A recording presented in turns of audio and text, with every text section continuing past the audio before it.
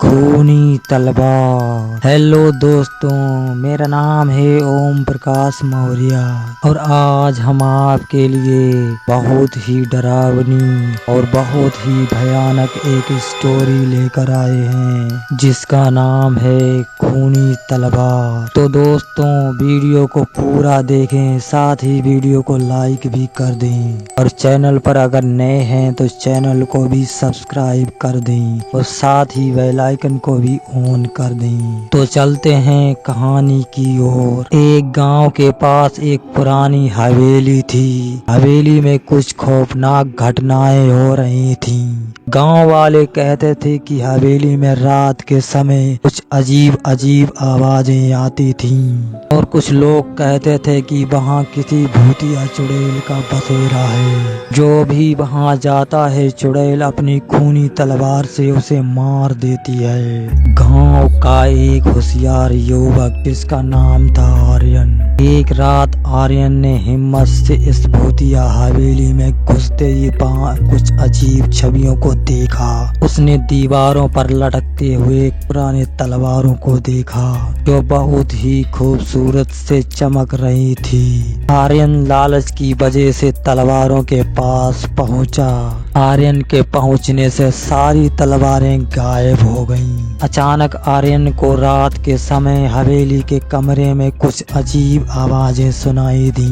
आर्यन ने धीरे से दरवाजे को खोला और देखा कि वहाँ एक रहस्यमयी लड़की थी जो तलवार की कुंडलियों के साथ बंधी हुई थी। लड़की ने आर्यन को देखा और रोते हुए उससे बोली, तुम यहाँ कैसे आए हो? आर्यन ने लड़की से कहा, मैं इस हवेली के रहस्य को सुलझाने आया हूँ। लड़की ने रोते हुए कहा, तुम बहुत होशियार हो लेकिन तुम यह नहीं जानते कि इस हवेली में एक खौफनाक राज छुपा हुआ है। फिर लड़की ने आर्यन को उस राज के बारे में बताया।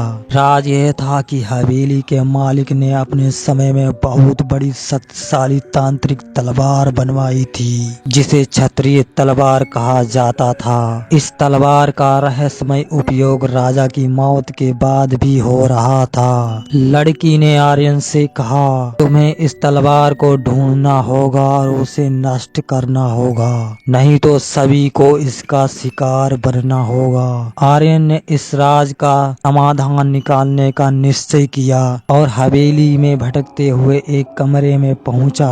वहां उसने एक खौफनाक तलवार को देखा और उसे हवेली से बाहर निकालने का प्रयास किया।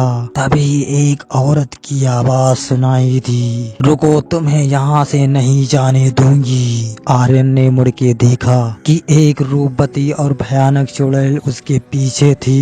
चुड़ैल ने आर्यन को बांध कर कहा, तू नहीं जाने वाला, तू भी मरेगा। लेकिन तब एक तेज ब्लेड से आर्यन ने उस तलवार को काटकर उस तलवार को नष्ट कर दिया और चुड़ैल की आत्मा भी उस तलवार के साथ साथ नष्ट हो गई और इसी तरह वह लड़की भी आजाद हो गई। इसके बाद लड़की और आर्यन ने मिलकर रात के अंधेरे में हवेली के खोए हुए रहस्य को सुलझाया और उन्होंने सबकी आत्मा को शांति दिलाई। आर्यन और लड़की हवेली को छोड़कर गांव की तरफ बढ़े। गांव में पहुंचकर आर्यन ने कहा, कुछ राज ऐसे होते हैं जिन्हें नष्ट करना हमारा कर्तव्य होता है। गांव में फिर से शांति और खुशी का माहौल बन गया।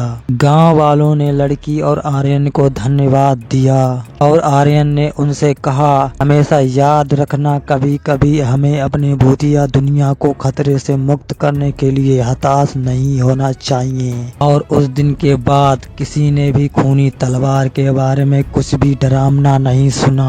तो दोस्तों, कहानी का अगर कोई भी पार्ट आपको पसंद आया हो इस वीडियो को लाइक कर दें और साथ ही चैनल को भी सब्सक्राइब कर दें। वीडियो देखने के लिए बहुत बहुत धन्यवाद। मिलते हैं नेक्स्ट हॉरर स्टोरी में, तब तक के लिए अपना ख्याल रखें।